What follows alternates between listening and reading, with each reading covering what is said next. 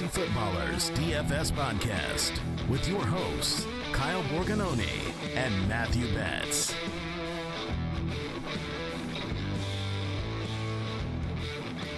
Well, hello there. We're live. The Fantasy Footballers DFS Podcast. I'm your host, Kyle Borganoni, and I am joined in person, live in studio. It's Matthew, my buddy Betz. Dude, this has been on the dock for a while. We've been planning this, scheming behind the scenes. It happened. I'm so excited, man. The trip out here was great. Got to spend a couple nights with you and the family. We're here in studio talking DFS for the Saturday slate. I am officially hyped. Yeah, for those of you that usually listen to us, you get to see our faces. And for some of you, you're like, all right, I'm turning this off. I don't want to know. I don't know want to know what they look like. They're like, you know what? They actually have a better face for podcasting than they do for video. You know, the main guys, whoever they are, they apparently do a show in the studio. The other podcast. Yeah. Andy, Mike, and Jason. You know, they've talked about our faces a lot. But I think a lot of our listeners, you know, they follow us on Twitter. They see some other stuff. I think they did assume that I would wear a Mighty Ducks hat. When you envisioned this, did you envision this same thing? Well, there was one of two scenarios. It was either a Mighty Ducks hat or T-shirt. So check, you got the hat on. And or a Justin Jefferson T-shirt because that's one of Kyle's favorite players. Look at the shirt. Got the gritty shirt on. So, yeah, 2 for 2, man. You crushed it. You know, sometimes you got to combine the ensemble just for the people, for being live. On this show, we talk about it all the time. This is DFS for the rest of us. And for a lot of people, DFS is intimidating. It's one of those things where you've already blown your bankroll. We have an awesome 3-game Saturday slate, you know, a week before Christmas that we're going to get you ready for. So we're going to break down the games. We're going to talk about salary standouts. We also have a lot of people in the chat, including one person that just said, who is Andy, Mike, and Jason? And you know what? I'm still trying to figure that out. They're not here right now. They're probably going to jump in the chat too and just destroy us. But absolutely. That's totally fine. If you want, Betz and I are actually putting together a special article that's only in the DFS Pass that has all of our best plays for the Saturday slate. We're breaking down all the salaries and then a section where Betz and I talk about game theory because when you only have 3 games, things are way different, right? Like we have to approach this slate differently than I think a lot of times what people think with DFS, right? Yeah, I mean, if you're used to playing DFS, if you've played before, you know, normally it's the Sunday main slate. You get 10, 11, 12 games, and you get access to a ton of different players. When you have a 3-game slate, first off, I love them because you get to watch every game in its entirety. You get to sweat it out, but you have obviously less players. You have less games that are optimal to go to. We'll talk about this Ravens game. 38-point total is kind of gross. And so it changes the dynamic a lot. You also have to factor in that the best plays on the slate, Justin Jefferson, Jonathan Taylor, these guys, you know, if you're used to playing on the main slate, we talk about 20% being like very popular a play. If he's 50%, like that should not surprise anyone. So those are just very different ways to kind of think about the 3-game slate. But I love them. You and me, man, we love the Thanksgiving slate because you get to see every single game in its entirety and sweat it out. But I love this slate for late swap. So if you're behind in the early games, fade these other players, get off the board. So we'll talk about all that today, but I love the 3-gamers. Yeah, you can get all of our picks in the DFS Pass, dfspass.com. And at this point, I don't really know what our company's doing anymore because they've taken 66% off the price. You can even use the promo code DFSPod, and we go all the way through the playoffs. So we're going to get those types of slates when we get to the wild card round, divisional round, that you get to break down. Last year, you had one of your biggest wins ever with Gabriel Davis in the playoffs. So there's just a different level of DFS that we just want people to jump in on. And like we said, this is DFS for the rest of us. So if you're someone that's intimidated, if you're out in your home league, this is a great spot for you. So you go to dfspass.com. But hey, let's break down the salary standouts of this slate. Salary standouts. There are some plays on here that I think are going to get a little too chalky. And right now, in our projections, it's weird to say this, but Kirk Cousins is showing up as the top value on both FanDuel and DraftKings.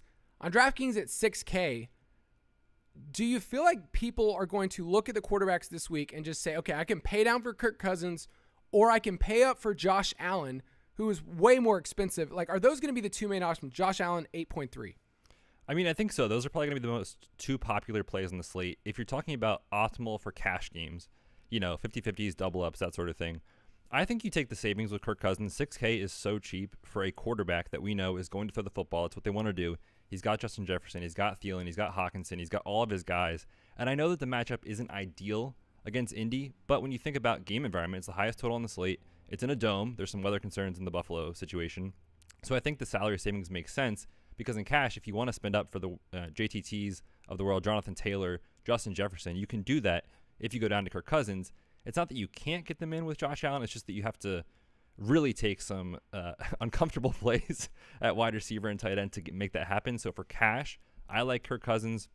Certainly we can talk about the other guys, as you go through the games for tournaments. But for me, if I'm playing cash on this 3-game slate, I'm going to play Kirk Cousins.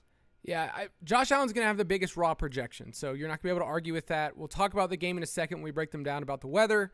I know that you are a person that understands snow. Jason tries to break that down as a trained meteorologist on the show, but you're from Vermont.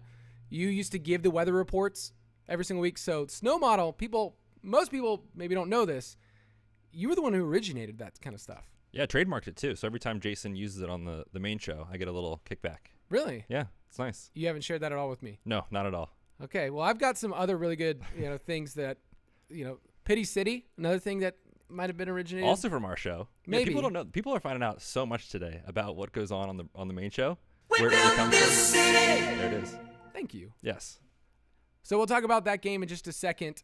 In our chat right now, I do see one here from Yeet King 100. They said, I called in sick to work so I could watch this, just like you guys told me to.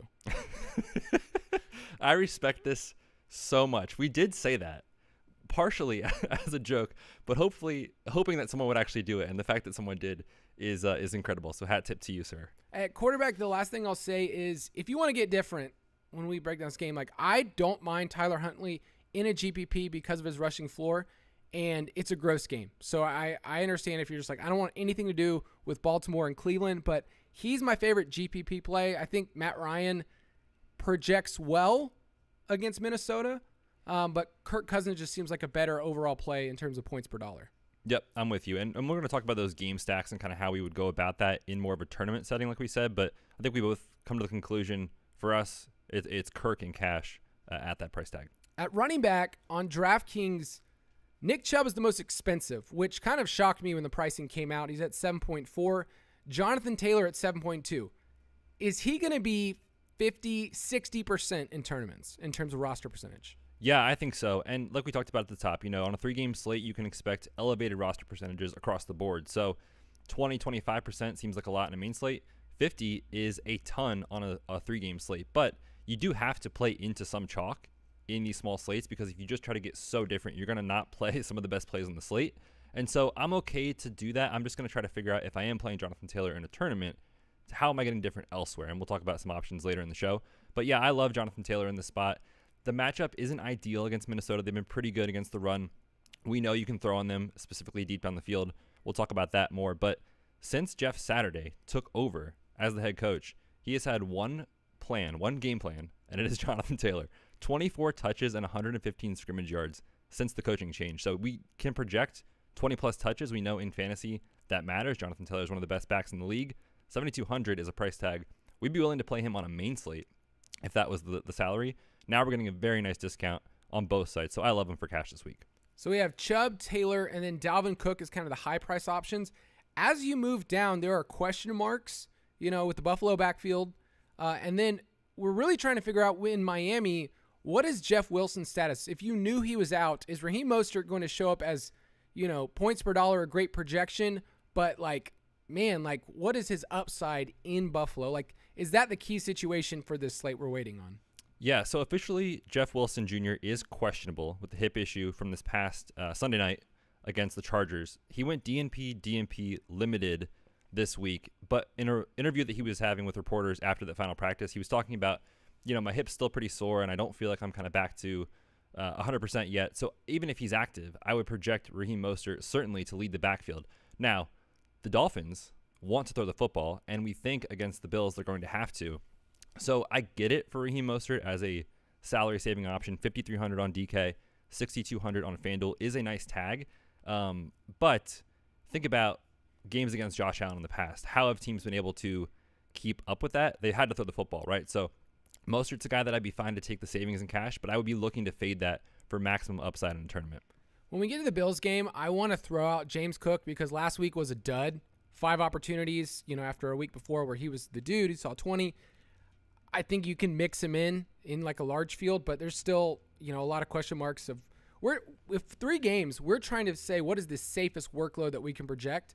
And, in this small sample size, anything can happen. Like we could have a game where James Cook is the one that scores the touchdown and he ends up in the optimal lineup. It's harder to figure that out right now, especially, a game we're trying to wait on the weather. At wide receiver, our boy Jay Jets, who a lot of DFS listeners are pretty pumped about the way this year has turned out for Justin Jefferson. He was our best ball wide receiver 1, and we have a lot. This is live, people. We still have a Justin Jefferson Offensive Player of the Year. One time, baby. Come on. Just once. We need it. So he has 99 receptions, 1,500 yards, and 6 touchdowns, and we still have 4 more games to go. Like, he could hit 2,000 yards. Yeah. No, he definitely can get there. I think he will. All right, well, then we need to put some more money on it, I guess. All right, so Justin Jefferson on both sites is he's the dude. Last week set the franchise record for receiving yards. So on FanDuel, he's 9,100. Same price on DraftKings. So on FanDuel, Justin Jefferson is our top overall play. Like, you play Justin Jefferson if you're playing cash there. But our boy Pity City, like, there's some love to be had this week against the Vikings. So it's been rough. I understand that if you tried to dwell in that city, it is bad. But every single week on the show, I'm in the back, in Deucer's Alley, and I'm just hoping and praying that we could just hit that drop one more time. Like, it's arguably the best drop we have on the show. We built this city. There it is. So good. I do love the drop, and I was hoping that this year would be the year that we could use that drop over and over and over again. But like you said, it's been pretty rough for those of us living in Pity City. I have so much across best ball and all sort of stuff, so I'm feeling it. But when you look at the metrics, 24.9% target share this year is top-notch. And on DraftKings, I'm more willing, I think, to go there, given that it's a full PPR setting. But on FanDuel, where you need touchdowns to actually win a lot of money and actually get there, 6.4 ADOT is among the worst in football, and only 3 red zone targets over his last 9 games. So again, he's kind of one of those players that if I'm playing cash, 5,800 is a great tag. I like it, but I'm not in love with it for the upside in tournaments. In the chat here, it said, so are Andy, Mike, and Jason chilling in Deucer's Alley? We have a much better group of people back in Deucer's Alley. Like, these are the people that actually run the show. The goats. The true goats. The true goats. And, I know they're not going to throw it over there, but you guys are awesome. And I guess I'm a Deucer, so I feel very, very special being back there with you guys. There they are. There we go. We threw it over here. There you go. You feel good. At wide receiver, I feel like there's a lot of thin plays on this slate. Once you get past Michael Pittman, like you go a little bit further down, like you can convince yourself about Donovan Peoples-Jones, who's been hot. Gabe Davis, who knows? And then Paris Campbell, I think if you're not playing Michael Pittman, do you feel like you need to have one of those Colts in your lineup against arguably the worst pass defense in the league? I think it makes sense for cash because they're both good options. 5,800 for Pity City, 4,400 for Paris Campbell is good. Again, I like him more on DraftKings because of the PPR value. Minnesota is allowing the 3rd most yards after the catch in the league. We know Paris Campbell is a guy that's going to get the ball mostly around the line of scrimmage, short area targets, stuff like that. But can he create after the catch? Certainly. And we know Matt Ryan's been looking his way. So I do like both those guys for cash games. We'll talk about Alec Pierce in a minute. Really? Oh, yeah. But for cash, I would set a max 1 rule for me personally in those 2 guys. But I do like both of them for cash, one or the other. For those of you just joining us, usually Betz and I get to talk about our salary standouts in DFS, and then we break down the 3 games of how you could stack it. But at the very end, we usually give a slate breaker, somebody that we think, hey, this person, if you have them in your lineup, they can change the game. And my favorite part about slate breakers is not just, when we get it right, which happens, but is to throw out fake sponsors. So we might have a fake sponsor later on in the show, and then they'll just end up paying for it later on. But let's finish at tight end and defense before we break down the games. TJ Hawkinson at 5K on DraftKings is going to show up in a lot of lineups, and I get it. 6.3 on FanDuel. He seems like he's like the top option in terms of points per dollar, but I keep looking at Mark Andrews, and I keep asking myself the question, like, if there's somebody who's going to break the slate, is it this guy? Like, we haven't seen anything remotely good. Like, we haven't gotten double-digit points in weeks. So Can anybody else meet that ceiling of Hawkinson and Andrews? Anybody else in this slate? In a tournament or for cash games? In tournament. In a tournament, I mean, again, like what you're saying for tight end, we know the position is not great across the board in fantasy. So when you're thinking about tournaments, you're thinking, okay, if Hawkinson is going to be the most popular, which he will be, and in cash games, I like him for 5K. Like he's been out there for almost every snap. He's running a ton of routes, getting looks around the goal line. It makes sense. If he fails and Andrews fails, you could win the tight end position with David Njoku 5 for 50 and a touchdown, or Dawson Knox 3 catches and 2 touchdowns, right? Stuff like that. So there are guys that can meet their ceiling on this slate because it's so small that if you're fading Hawkinson, it does make sense, I think, to look at some of these cheaper options in Knox or David Njoku specifically I like for tournaments. No love for your boy Mike Gesicki. Hasn't caught 0 catches in 3 straight games. You know, it's been rough. I'm a Penn State fan, so watching Mike Gesicki go out there and get some good cardio in, just running some routes, not getting any looks, has been tough. We did take the under 17.5 receiving yards in props this week. So it's a good way to feel happy if he has a terrible game, but he just hasn't been involved, right? Like 1-2 targets max is kind of what he's been getting. So, and it's not a great matchup against Buffalo. So yeah, I'm not in on what'd you call him? Gesicki? Gesicki. Oh, yeah. That's just mean. Well, that's what he's doing. Like I'm scoring as many points as Mike Gesicki right now. He hasn't caught a pass since week 10, actually. You can't even get me, but if you wanted to put me in your lineup, you might have as good a chance with Mike Gesicki. What do you think your salary would be? My salary? Oh, I'd be the Stone Min. Stone Min, 2,500? Yeah, but I'd have a really good projection. I think they might make an exception for you, put you at like 2,100. I'm fine with that. I'm on the board. Comment here from King Toros. He said, I don't really do DFS, but I'm here to support you guys. Thanks for everything you guys do, especially the Deucers. So, hey. Got to give it up for the Deucers. Love it. Finishing off with defense. Man, I feel like they did a disservice pricing the Bills on DraftKings. At 2,700, they're the DST4 on the slate. Are they going to be the chalk? I mean, are they going to hit 50+%? Probably. Yeah, I mean, and for good reason. Like, if you're playing cash, I'm playing them. Talk about them. They're at home. We know that there's some weather concerns. Windy, snowy, and you have a Miami team traveling north for this game. Tua has been maybe not quietly, very bad recently. The last 2 weeks, 33rd in EPA, 29th in PFF passer grade. Buffalo, meanwhile, allowing the 5th lowest yards per attempt on the season. So I get the upside case for Tua and his guys in Tyreek and Waddle, and we've seen the ceiling. Hasn't been there in recent weeks. And because of that, because they're going to drop back a ton, we think, because that's what they want to do in Miami, and throw, it creates more opportunities for sacks, turnovers, strip sixes, stuff like that. So I think that I am playing Buffalo in cash, but as you always say on the main show, like every week, defensive scoring in fantasy and DFS is so hard to predict. In general, we're overconfident about how to predict it, that if there is going to be a chalk defense on this slate, Buffalo, I'll probably be looking to fade that in a tournament. But like I said, for cash, it makes all the sense in the world. All right, question here from Shane. I don't know DFS. What do you mean by cash and tournament? I know that's a common question, and for some people, it's new to them. So quickly just define what we mean by cash and tournament. Yeah, good question. So for cash games, we're talking about if you go into the lobby, for whether it's FanDuel or DraftKings, you'll see they're called 50-50s or double-ups, basically meaning that if you finish above half the field, you get paid out. Whereas in a tournament, you're talking about these bigger player pools, 1,000, 2,000 in the Millie Maker, 100,000 people, and you have to finish in the top 10% or so to actually get paid. You get paid more money, but you don't win as often. So we talk about cash being kind of more your home style, your home league setup where you're setting a good, solid lineup that can project pretty well.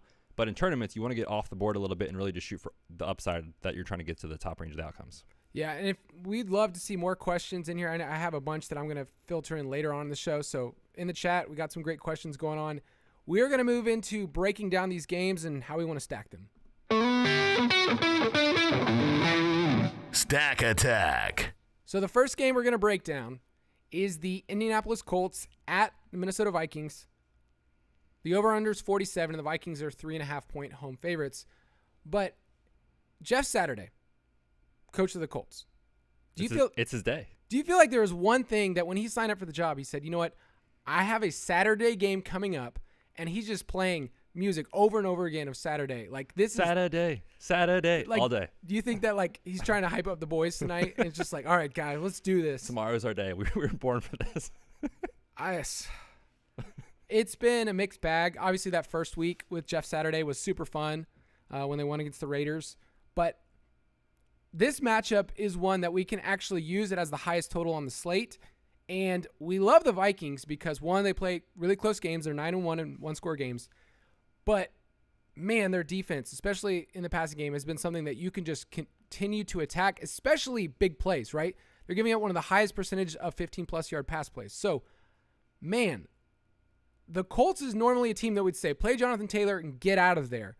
So, I'm going to ask you this question because this was Mike's start of the week, and you need those underpants. You need something more than just, I'm going to play this person. Are you ready to put your hard-earned money on Matt Ryan and a Matt Ryan stack this week? It's terrifying. I'm not going to lie, but I get it. You talked about the matchup against Minnesota, allowing a ton through the air specifically. And the tricky thing is that I think they're going to want to feed Jonathan Taylor 20-plus touches as long as they can, as long as the game script stays close. If it does get out of hand and they have to throw the football, Matt Ryan, I think, has shown that he's capable of getting the ball to his guys. I would just be surprised if he hits a ceiling in this game because the opponents that they faced, Minnesota, the quarterback has been willing to push the ball down the field, as we saw with Jared Goff last week. But Matt Ryan, 35th in air yards per attempt, a.k.a. he's not throwing it deep, and 32nd in deep ball attempts. So even though the matchup is great on paper, the way he plays is dink and dunk and kind of move the ball that way. Not saying that can't work in a tournament. I just think looking at ceiling quarterback plays that can add something on the ground with rushing with Josh Allen or Kirk Cousins with elite playmakers, they to me are more likely to break the slate than Matt Ryan. Not saying I won't play a lineup or two with him. It's just he's not my preferred play despite the matchup. I mean, nicknames alone, you can double stack Matt Ryan with a Pity City and an awful tower and then just bring it back with Justin Jefferson if you want to. I mean, narratives aside, there's enough here where if you project that Minnesota gets a lead and then Matt Ryan has some passing volume, it can get there at 5,200. So I don't mind that at all. The downside of Matt Ryan is just, he looks scared in the pocket and you end up having a game where it's just okay, we cannot trust this guy. So game flow wise, it's kind of a question of where do you see this game going? Because if they want to ride Jonathan Taylor. That's not what they would prefer to do. So can you stack Ryan with Taylor, or is it just I'm picking one or the other route if I want to go there? Yeah, I don't think so. I think I'm playing one or the other. If I'm playing Taylor, I'm not playing Matt Ryan, and vice versa. Because like you're saying, if Matt Ryan is going to get there on attempts, meaning he hits 35-plus attempts, presumably it's because the Vikings are having success and creating a lead where he has to throw to catch up, versus if they're able to keep the game close within a field goal or actually flip the script and play from ahead, Jonathan Taylor, like you said, is going to get fed the ball over and over again. What I love about the Vikings is not that they're just up in terms of pass rate. We love that. Since week 8, they're third highest. But they've had the most plays run in the red zone in that span. So you have options here that are outside of just Justin Jefferson. You and I were talking about Adam Thielen, just on the drive in, just talking okay, it's gross, but they're using him inside the red zone. He's top 5 in red zone receptions. He's somebody that you can look at where it's not just TJ Hawkins is the only guy taking over in the middle of the field. So on the Kirk Cousins side, we said he projects well. We love him in terms of points per dollar. Is it just as simple as that? I'm double stacking Kirk Cousins with Justin Jefferson and then figuring out between Thielen and Hawkinson who that third piece is. I think so. And we usually talk about those two guys being when they hit their ceiling for DFS, Thielen and Hawkinson, that is, they have to score a touchdown. That's just kind of the player they are. And in general, they kind of both have the same role. So it's unlikely that both those guys are catching 2 touchdown passes, which you might need in a massive tournament. So for me, I'm setting a rule max 1, Thielen and Hawkinson. I actually am very into Thielen this week, and I'm terrified to say that on the show because when you look at how the Colts play and you look at the matchup, wide receivers in general have been held in check against Indy this year. But when defenses play zone, Adam Thielen has actually been a lot better. 10.4 yards per reception against zone, 8.6 against man. Adam Thielen getting a little older in his career, not able to create as much separation. So in zone, he can actually still win, and he gets more targets in that specific setup. So I think one of my favorite stacks on this slate is Kirk Cousins, obviously Jefferson, and then Thielen. Got a question here in the chat from one Mike Wright. What is the price of Matt Ryan when you factor in the cost of unobtainium underpants? You're going to need those if you want to click the button on Matt Ryan. Yeah, you don't get a bonus for that. We're searching for the 300-yard bonus on DK. The Zero steel underpants bonus. Yeah, the joy of wearing those underpants is just for yourself. Matt Ryan is just totally unaware of it because he's basically in the elder folks' home. That's where he's at. And he's kind of moved to the great beyond in his NFL career. Last question I have for this game. Dalvin Cook feels like the piece here that's going to be overlooked to a degree because we know Taylor's the top running back on the slate. We know Jefferson's the top wide receiver. Do you think a lot of people will play Taylor and Cook in the same lineup, though? I would be surprised because when you think about how you build, you're telling yourself, okay, if Jonathan Taylor is having one of his best games, in that scenario, it's more likely that Kirk Cousins has to throw the ball to kind of push across from the game script. Meanwhile, if Dalvin Cook is having a great game, he's getting a ton of work on the ground, and we generally don't see two running backs in the same game that are going to get 20-plus touches actually interact well with each other, meaning when one hits the ceiling, the other one does. So I think I'm with you in that mindset of like, I'd rather just play one or the other of these two guys. Not that they won't be played because, again, it's a small slate, so guys will click the button for sure on Dalvin Cook and Jonathan Taylor. I love Dalvin Cook in this spot as well, by the way. Indy over the last 6 weeks, 28th versus fantasy running backs, 25th against the run, 27th in rush success rate allowed.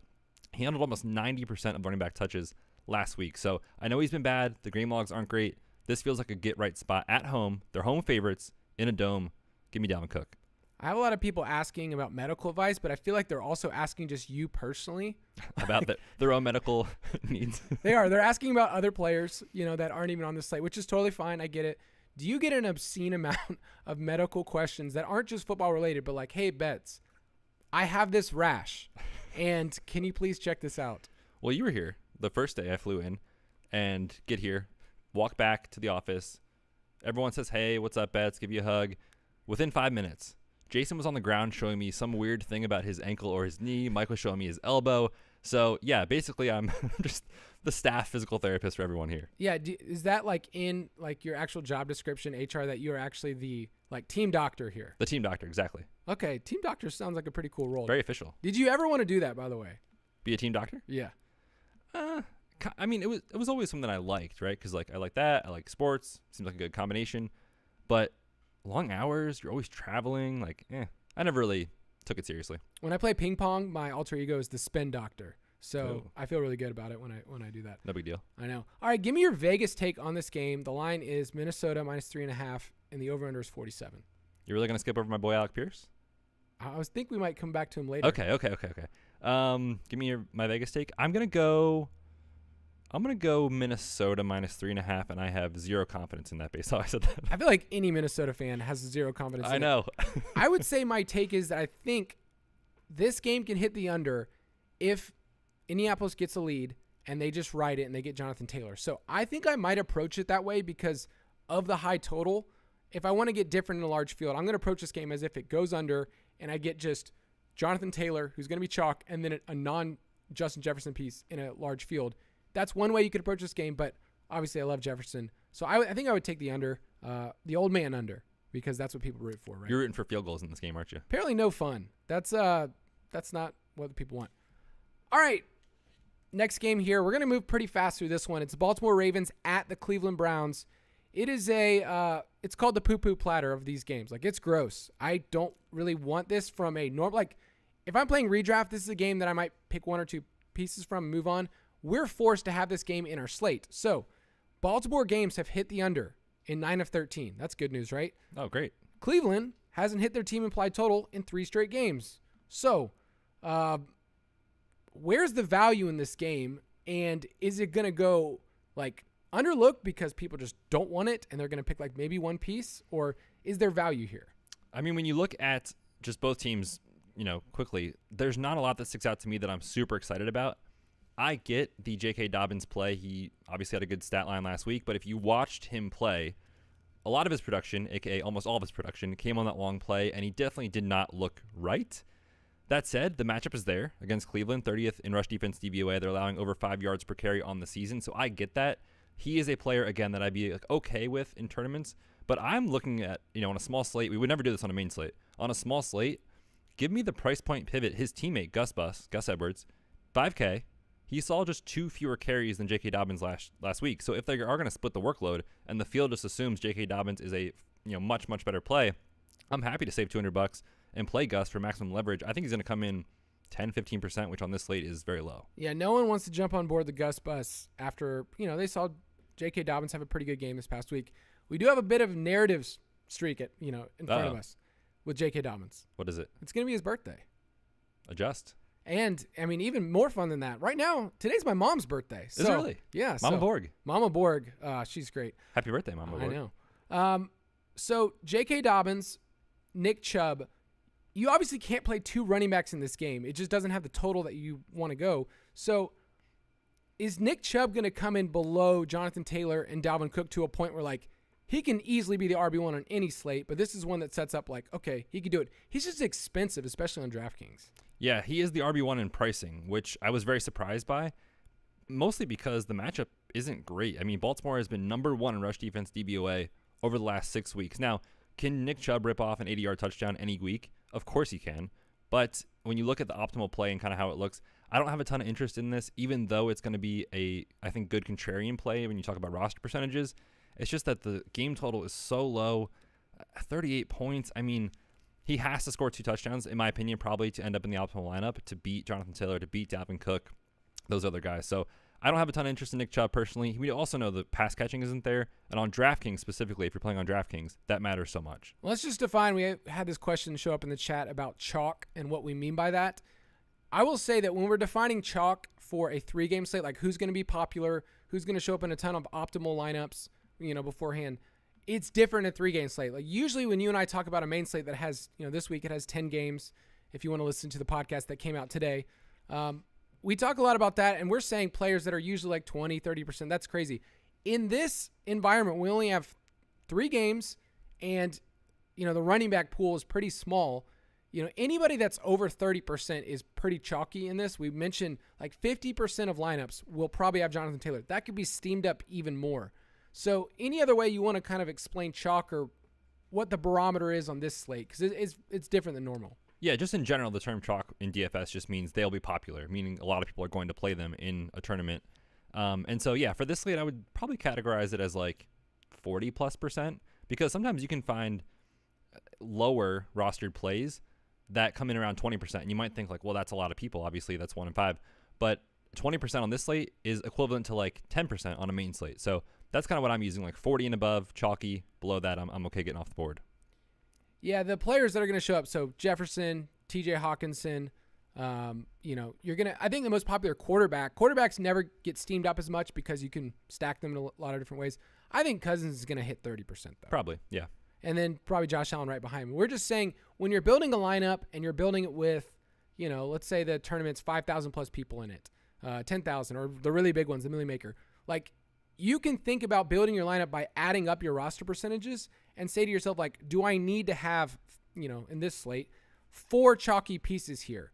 Or find somebody at the same price point. We often talk about price point pivots. Like, if this person's the same price point, nobody's going to click the button for Nick Chubb and Jonathan Taylor too much. Yeah, they're too close together. Yeah, and the same thing with, when you get to Jonathan Taylor and Dalvin Cook, they're in the same game. So people, it's just a psychological thing. They'll pick a player, and then they'll want to move down. So I think, this is just me guessing based on what we have on our DFS pass, but Jonathan Taylor and Raheem Mostert, I think, are going to move up there towards the top.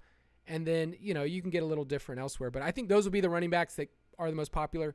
So going back to this game, is Nick Chubb the only piece on the Cleveland side that you were like, oh, that could win me a tournament? Is there anybody else on there that you're like, okay, I have some confidence here? I mean, I do have some interest in Donovan Peoples-Jones, DPJ, and David Njoku. And quietly, a sneaky injury on the slate that matters for the other players on his team is David Bell. David Bell, the rookie wide receiver out of Purdue for Cleveland, has been on the field a ton. He hasn't earned a ton of routes, but that still opens up some opportunity for DPJ, who has been good. He actually leads the Browns in receptions and yards on throws from Deshaun Watson this year. And David Njoku, one of the most athletic tight ends in the league, last week, second on the team in routes run, 759-1 on 9 targets. Again, like I said, if Hawkinson fails on the slate, if Dawson Knox goes out there and does nothing, and Mark Andrews doesn't get there, like, he has a legit chance to be the tight end 1. So I like David Njoku for tournaments. In the chat here from Aaron Proudfoot. Great. He said, when did the ballers get so handsome? Today. I just, Right now. Hey, fun fact. The name Kyle actually means handsome. So this is how my mama named me. Really? Yeah, shout out to my mom once again. 2 shout outs from my mom. She's going to be so happy. Oh, man. This is gold. I will say, this is a Amari Cooper game at home. So adjust. There is narrative there. DPJ's splits on the road actually haven't been as good. So whatever you want to do with that. In a 3 game, like, I kind of ignore a lot of those things and just look at, okay, how can I build my roster? Are you at all thinking about stacking with Deshaun Watson, a.k.a. Voldemort? I'm not. He truthfully has not looked great since he came back and joined the team. And it makes sense. You take so much time off football. You barely practice with the team, and their identity is the run game. So I don't have a ton of interest as a full stack. Doesn't mean his guys can't get there as a one-off play of DPJ, Amari Cooper, and Joku. I'm just not going full in on a stack with Watson on the slate. All right, last thing I want to say about this game is I am very, very tempted in a large field to play a Huntley Mark Andrews stack. Now, I think a lot of people are concerned, like he just cleared concussion protocol, but Coach Harbaugh's basically said, like, we don't know. We don't know if he's going to play, even though Lamar got ruled out. So any interest in Huntley, because last week he was a play that you could play in cash, and then he got knocked out of the game. So any interest there in stacking him with Andrews if you're using the Ravens side and maybe bringing it back with Chubb? So what's funny about DFS is that, and any fantasy, a lot of us are so short-minded of like, okay, what have you done for me lately? And if you think about last week, in our DFS pass across the industry, everyone was saying, look at the splits with Mark Andrews and Tyler Huntley last season. Mark Andrews ended up being somewhat popular. People were interested in taking the over on his receiving yards and stuff like that because of those splits. And Tyler Huntley has hyper-targeted Mark Andrews in the past. I get it's been terrible, but if you're telling me you get a 5,700 Mark Andrews at, sub 30% on this slate, that is a bet I'm willing to make if, like I said, the other guys fail. So I like Mark Andrews as a contrarian pay-up tight end position play this week. And I'm with you on Tyler Huntley. Like, I don't think he'll come out and throw for 300 and 2 touchdowns, but if he runs for 50, 60, 70 yards, like that's going to get the job done, especially if he finds the end zone. And he's shown us in all of his starts, he will run the football. I don't mind in this game if you just wanted to get out of here and you're like, okay, I don't want to try to stack the pieces. If you just want to do Chubb and Cleveland defense, especially on FanDuel, where it's touchdown specific and Cleveland's priced pretty well, like if you just want to stack it that way and move on, that's totally fine. But I like the Browns in this game. I know it's -3, but I feel like it's a good spot. I'm going to go under. That's my official play. Oh, you're such an old. What? 38. What do you want? No football, no fun? 20-17. Probably is going to happen. Yeah. All right, last game we're going to talk about, and I need you to give a weather report because I am not qualified. As if I am. Yes, you definitely are. You're a doctor, so you're totally fine here. Miami Dolphins at Buffalo Bills. The line is Buffalo -7. The over-under is 44. This is a rematch from Week 3. If you remember, Miami won 21-19. Josh Allen threw the ball 63 times, 400 yards, and lost the game. And the Dolphins are kind of a weird team to project because they've been super streaky this year. They won their first 3 games. They lost 3. They won 5 in a row. And then they've lost their last 2 on the road. And then they go on the road again. So I think the conventional thing would just say, take Josh Allen, take another piece, and then pick a wide receiver if you want to go this route in this game. But is this game necessary? Like, it's weird to say a Bills-Dolphins game, it could get ugly. So give me the weather report so I don't say anything too dumb. Yeah, since I'm very qualified to give this weather report, a.k.a. good at Googling. It looks like basically the weather has been kind of overblown for what it is going to be during the game itself. Now, this can change. We're recording this or going live right now. 2 o'clock Eastern is when we're on. So things will change by Saturday, obviously, so check if you're building lineups and kind of planning around this game, make sure you check closer. But it looks like most of the snow and wind and all that stuff is coming in the middle of the day, and that by the time kickoff gets here, it probably won't be as bad as projected. Still is going to be cold, still going to be windy, but from a snow perspective, it doesn't look like it could be as bad as what it was. There is some value on this because I think Tyreek Hill is expensive, and people aren't just going to want to play him. Like, it's just they're going to look at this slate, they're going to look at Justin Jefferson, and they're going to say, okay, well, it's going to snow, so I can just ignore that. So is there value on the Miami side? Because earlier in the year, you and I got hot, and a lot of our listeners did too, about Tua double stacks. I mean, we had a listener in week 2 and in week 3 that, went off, $50,000 win with Tua double stacks. He's been not great recently. Like, his last 3 games, he has a 52% completion rate. So can you go to Tua double stacks? Can you guarantee $50,000 for somebody? I wish, and I would guarantee it for myself if I could. But I don't think that this is the best spot for him. We talked about traveling. This team has traveled a ton, right? They were just in Los Angeles this past week. Now they go to Buffalo with the snow and cold weather concerns and all that stuff. And, last time these teams played back in, what did you say, it was week 3 when they played? Buffalo's actual corners played press coverage on Waddle and Tyreek at the highest rate they've seen all year. teams have kind of started to mimic that, right? You've seen them kind of get off schedule, off script, not be able to do the things that have made them so successful this year. Not saying they can't get it right. It's just that if I was going to drop a spot for them to get it right on the road, this would not be it for me personally. But I get the allure of playing it, right? Like if you're going to get all of these guys, Tua, Tyreek, Waddle, as contrarian plays, we know they're ceiling. So I think it's okay to take a shot in tournaments, but for me, no way in cash. I think Waddle's one of my favorite contrarian plays because anytime in DFS you see you see a trend. Like for the last month, it's been pretty bad. You're not getting the same volume. That's where you want to go the opposite way in a big tournament because DFS is 1 week at a time, and so Waddle can totally break that off. A long one on FanDuel at 7,300. I like his tag a lot, so I don't mind. Like I don't mind if you wanted to do Josh Allen, Diggs, and just say that Allen gets there from throwing 2 touchdowns and running 1 in, and this game hits the over. Like I think that there's a lot to like there. I'm not really messing with the running backs. Like I look at James Cook and I saw his opportunities go down. I see Devin Dingleberry, still one of the best nicknames we've had this year. Mean. That was Monday Punday. That was Monday Punday. Yeah. I that one was great. His snaps are going down. So is it just I stack with Allen? You can single stack him and then just pick which Miami wide receiver because it's kind of cost prohibitive. Meaning like you can't fit that all in and then have other plays on the slate if you're doing Allen, Diggs, and then Tyreek. Like you get short on cash. Yeah, for sure. And like going back to the running backs here, they have been trending more run heavy. Not that they're going run heavy per se, but less throwing them what they were from a pass rate over expectation standpoint. Because we think about the Bills, it's always just Josh Allen in the shotgun, Josh Allen pass, rush, pass, he runs. They're not really like going towards that anymore. They're more balanced in the last month of the season. So I think there's a chance one of these running backs can get there. If you're asking me to tell you which one, I have no idea because their snap counts over last week Singletary 29, Cook 24, Hines 10. So it is a true 3-way committee, and that's always really tough for fantasy. If I have to pick one, I'll lean on the rookie and just kind of hope that he gets the passing volume. So I think a contrarian way to play it is that he's in there more on the receiving downs and play him with Allen because I just find it tough to see any of these guys getting 20, 25 carries in this game. And Miami's run defense is top-notch. All right, last thing I'll say about this game. Because it's the late window, do you feel like, how do people use late swap? That's something we talk about all the time on our show, that it's underutilized. People set their lineups and they just hope. But there is opportunities in here where you can pivot. And obviously you're probably not pivoting at quarterback, but, at wide receiver, I think just switching off Diggs or switching off somewhere else, like, there are options here, especially with Gabe Davis, that he's showing up well on FanDuel for us too. Like, talk to people what you mean by late swap. Yeah, so essentially the idea is in DFS, when you have the ability to change your lineup later in the day, for example, on this slate, let's say you watch the first game, the second game, and you could say, okay, I know where I stand in the leaderboard. If you're behind the 8-ball and you have someone that's very popular in this late game, for example, we think Diggs will be very popular, Josh Allen, even though in a vacuum, I'd rather play Josh Allen over Tua. I'd rather play Diggs over Waddle.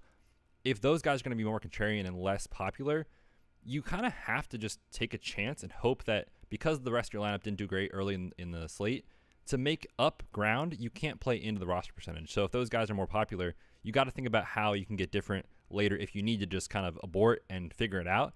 And some of my favorite options for that are the running backs, James Cook specifically, Waddle, like you mentioned, and then Dawson Knox, I think, is an interesting way to get different if you need to. The matchup is there. Miami has allowed the 2nd most receptions, 6th most yards, and 4th most touchdowns at tight ends. And Dawson Knox has games where he's 2 for 20. He also has games where he's 3 for 30 and 2 touchdowns. And on this slate, that'll work.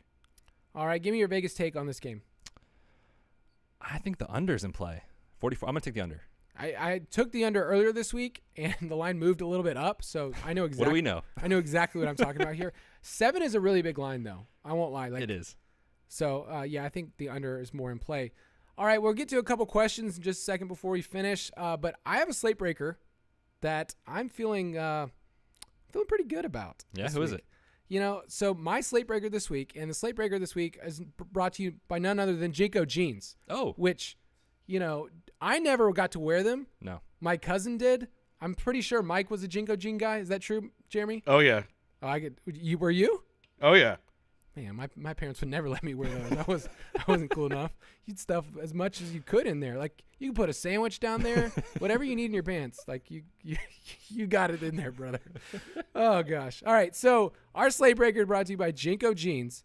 I'm taking Mark Andrews. I think that his splits with Tyler Huntley last year have been great. I think they were going to be set up for a better game this past week before he went out. And if there's a tight end that can distance himself from the rest of this field on this, I want it to be Andrews. People won't want to pay up as much. So in a large field tournament, instead of Hawkinson, instead of Njoku, instead of going really cheap somewhere else, I'm willing to pay up for Mark Andrews, and I'm willing to stack him with Tyler Huntley. I think he can break the slate. You're wild. Wild, Kyle. Wild. No, I think it's a good contrarian play, so I'm in on that as well. And we had a question earlier, actually, someone asking, should you play 2 tight ends on this slate as a way to get a little different? I think that's totally fine. If you wanted to play like, Hawkinson and Andrews, or Andrews and Njoku, or something like that, I think that's totally fine. For me, I'm going with a player that Slate Breaker doesn't really match this guy. What I'm saying, because I don't think he's going to go crazy. I just think for his price, he could end up in the optimal lineup, is what I'm saying. And it is Alec Pierce of the Colts. Now, you're hoping for 3-4 catches, but you're hoping that they're down the field. And that's really what I'm chasing in this spot. We know the story with Minnesota. They're the bottom 3 in an explosive pass rate allowed, giving up the most yards and yards per attempt to perimeter wide receivers, where he plays exclusively. So if Michael Pittman is seeing the short area targets, Paris Campbell's in the slot, we need 2, 3, 4 chances down the field for this to pay off. So Alec Pierce, 3,900 on DraftKings, 5,700 on FanDuel is my asterisk Slate Breaker of the week. No, I'm glad you clarified that for people. What you're basically saying is Alec Pierce is going to win someone $1 million. Exactly. Guaranteed. Take it to the bank. I like to play a lot. All right, let's get into a couple questions here. Mailbag. All right. A couple of questions here from the chat from George K. Do you have any advice for someone looking to get in DFS versus traditional fantasy? Like what kind of was that transition for you? I know we talked about this on the podcast before, but what would you say got you from I played redraft, I might have thrown a lineup in, or I've heard of DraftKings, to, okay, now this is something that I can actually do weekly, and especially if you're out, I think this is a great time to do it. Yeah, fantasy doesn't have to end, right, when you're out of the playoffs for your home league or your work league or whatever. For me, like getting into DFS really came from an aspect to get exposure to more players. Like it's so fun to be able to say, like, I'm playing Justin Jefferson this week and he goes out for 200 yards. If you don't have him in your home league, like you don't have him. Like you don't have exposure that way. So I love it for that aspect. There's also more of a game theory, right? This isn't just saying like, here's the best plays on the slate, just do this and you'll print money. You need to figure out where is the field overconfident, where are they missing a spot, which games are the best to target on the slate. So it's just a different animal, but I get to do it with you. I love it. It's the best. Yeah, and I think a lot of people are more used to what this looks like because on a redraft team, you can't have every single good player, like or the rest of your league doesn't matter. So you have a budget for DFS. You have to think about things differently. And we try to call this DFS for the rest of us, which is, we've missed the boat on this. This is a Seinfeld, DFS for the rest of us, Defestivus like joke that we've just, man. We were sleeping. And I'm ashamed. I'm a huge Seinfeld fan. So, but I just think it's great. And so in the DFS pass, we get to walk people through what that looks like. We have strategy articles. We have 101 articles to kind of teach people. So you can go to dfspass.com and it's 66% off. We're almost giving this thing away for free, which promo code DFSPod. I don't understand why we're still doing it this way. And we got a comment in the chat that says, my mom is a big Eagles fan. Fly Eagles fly. And a competitive fantasy football player. And I just taught her how to play DFS over Thanksgiving. Today's her birthday. Maybe I should get her the DFS pass. I mean, if not for her birthday, if you celebrate Christmas, I mean, it's a great gift. I mean, there's nothing better to tell your mom that I love you than this, or, whatever else. That's incredible, by the way. Teaching your mom to play DFS over Thanksgiving is awesome. My mom's actually watching this, so shout out to my mom. If I'm trying to picture how I would even teach her to play, and I'm picturing it being unsuccessful. So the fact that you could do this is incredible. I think a lot of people, when they first start with DFS, this is another question from Charles in the chat. Getting into DFS, should I go with bigger, cheaper tourneys or smaller ones that might cost a bit more? Yeah, this is a question we get all the time, and it's really fun to watch the commercials of these people winning thousands and thousands and millions of dollars with these huge checks. The reality is that is few and far between. So what I like to do is play in the slates and the contests that are, 1,000 people or less, because your chance of winning and cashing is much higher. No, you're not going to win a life-changing amount of money, but if you build over time and you build the correct way, then you can really get there in those sort of situations. So that's how I like to play. Yeah, there's different tiers that we talk about all the time, like different price points. The thing that we teach people the most is you need to be able to play in head-to-heads or 50-50s, and you can build a bankroll that way.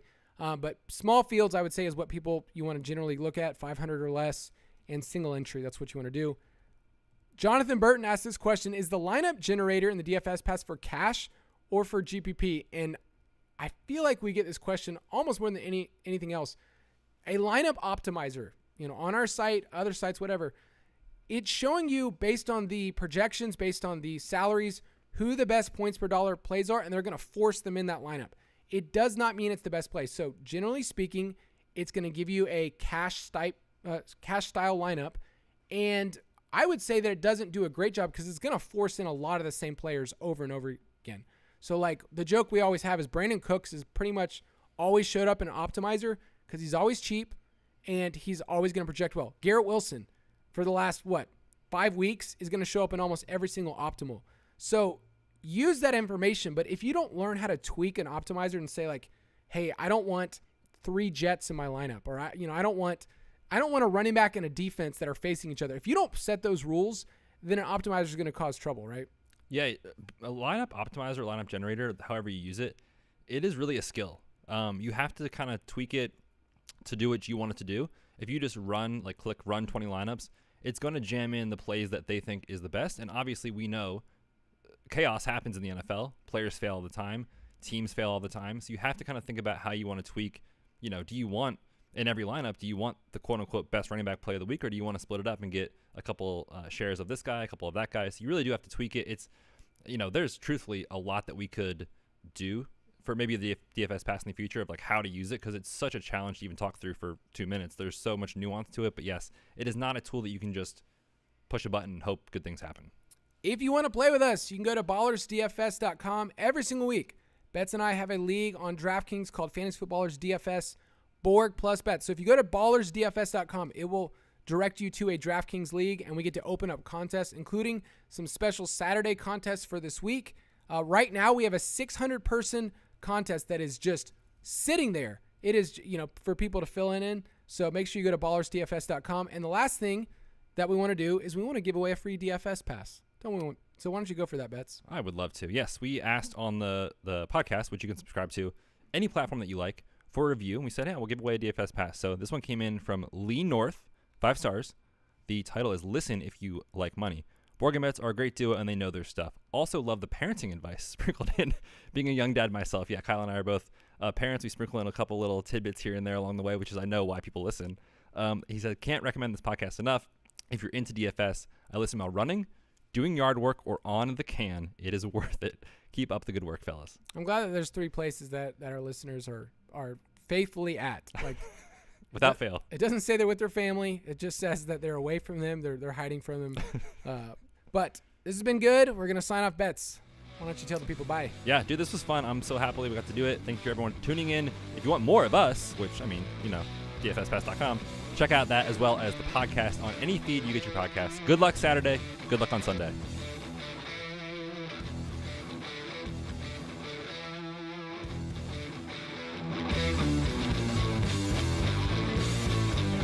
Thank you for listening to another edition of the Fantasy Footballers DFS podcast. Don't forget to visit us on the web at www.thefantasyfootballers.com.